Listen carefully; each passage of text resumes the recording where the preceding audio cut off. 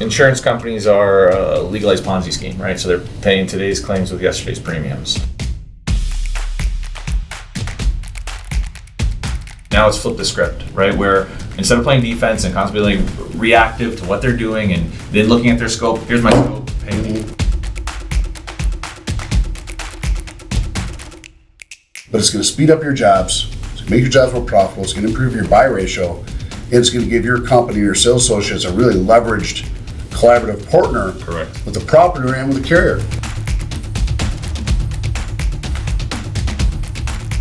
And so what you're proposing is to interject this system of providing a total accurate scope that includes aerials, the estimate, and a licensed PA at the kitchen table in the claims filed, and then ordering that scope of loss before the adjuster even comes out.